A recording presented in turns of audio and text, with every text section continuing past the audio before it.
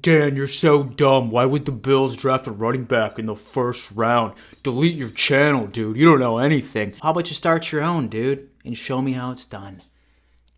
Yo, ho, ho, Da Mafia. Welcome to yet another edition of the Da Mafia Report. And yes, you have been graced with yet another controversial video title, and I'm just sticking to it. Yes, I believe that if the Buffalo Bills were to draft Breece Hall at number 25, it would probably be one of the best decisions that our front office has made in quite some time. And I'm going to get into it because I can already imagine all of the rebuttals that I'm going to get in the comments so far. Dan, we clearly need a CB2. Dan, we need to bolster up our offensive line. But I have a feeling that I'm going to make a couple of you believers by the end of this video. Before I do it, I just want to give a brief reminder that the best way to support this channel is simply just by smashing the ever-living out of that like button. Say you ever want to go the extra mile, Patreon's a super cool way of doing it. You get a bunch of benefits, and you can actually check the link in my description in case you were curious. So going into it, I do know that there is a massive argument against drafting a running back in the first round of the draft.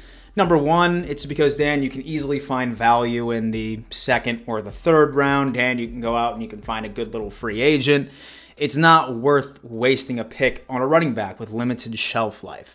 Now, that's going to be one of the first rebuttals that I completely want to decimate and put into the ground, gravestone and all. If you look at realistically, any team that has ever went on ahead and drafted a running back during the first round, they are teams that are already built and have a very strong likelihood of making a deep run into the playoffs, right? Let's look at a couple of notable mentions. With Najee Harris, I know that the Steelers season didn't pan out the way that a lot of Steelers fans or even analysts thought, but they ended up making a move on him. Then you look at Clyde Edwards-Helaire just a couple of years back as well, when the Chiefs ended up making that move on that running back. My point is that drafting a running back in the first round, and I'm not talking about, fourth or fifth guy on the board. I'm talking about like the top name on that damn list. Teams that are ready to win now are the teams that can do it. And when you look at Breece Hall, let's be completely honest with ourselves. He is the absolute best running back in this class. I mean, if you don't believe me, just look at exactly the numbers that this guy has been putting up throughout the past couple of years while he was at Iowa State, right?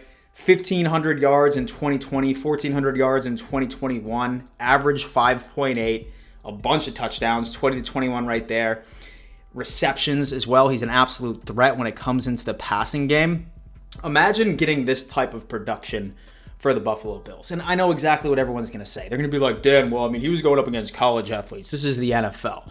When you see numbers like this, you're going to see some type of translation. Breece Hall is legitimately a 3-down back. And let's be honest with ourselves, ladies and gentlemen, we do not have a 3-down back on this roster whatsoever.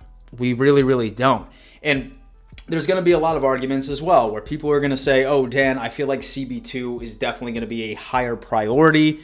I think that interior offensive line is going to be a higher priority.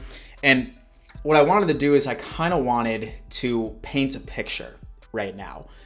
When it comes to where we're drafting, right, we're sitting at number 25. And unless the Buffalo Bills end up trading up, which I'll be completely honest with you, I'm not so much seeing that from Brandon Beane anymore. If we trade at all, it's going to be trading down. By the time that we get to 25, ladies and gentlemen, all of the game-changing, you're going to start immediately, especially at the corner position, they're going to be gone, right? Booth is going to be gone. Sauce Gardner definitely going to be gone. The guy to LSU definitely going to be going on. Stingley.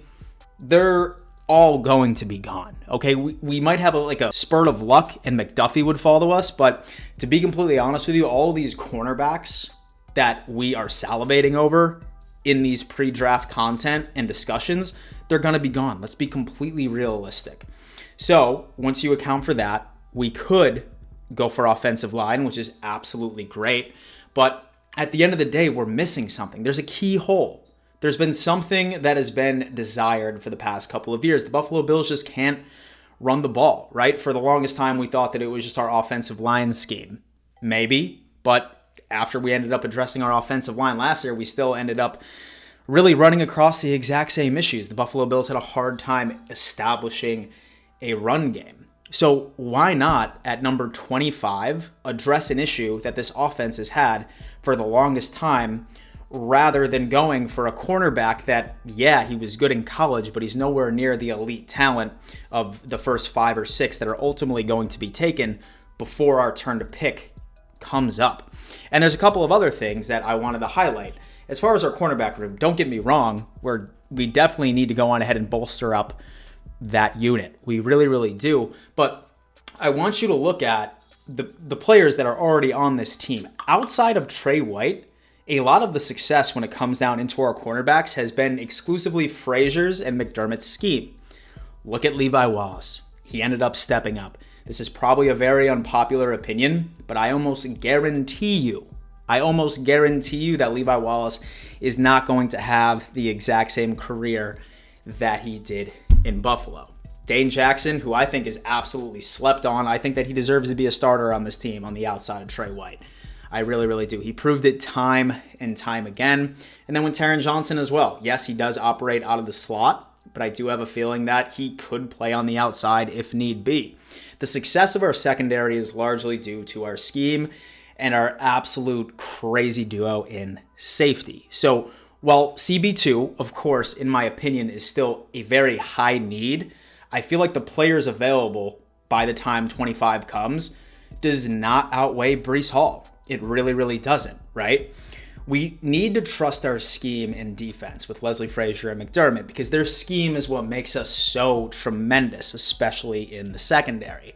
Our offense, on the other hand, when we are going to be greeted with a brand new offensive coordinator, would absolutely love to have a true 3-down back in Breece Hall. He's going to be absolutely electric. And a lot of people are going to be like, oh man, like that's an absolute waste. I would have to argue against that. Mostly because I think that the biggest mistake with running backs, as far as front offices in the NFL is concerned, is not picking them early, like in the draft. It is after they get through their rookie contract and absolutely paying them. We are getting the most dynamic running back in the entire draft. At the peak of his shelf life. We all know that running backs are the most efficient when they are at their youngest. We are getting him at an absolute steal with that particular rookie contract, and we're going to get the best 4 to 5 years out of him, knock on wood, when it comes into it. He's an absolute animal in the passing game.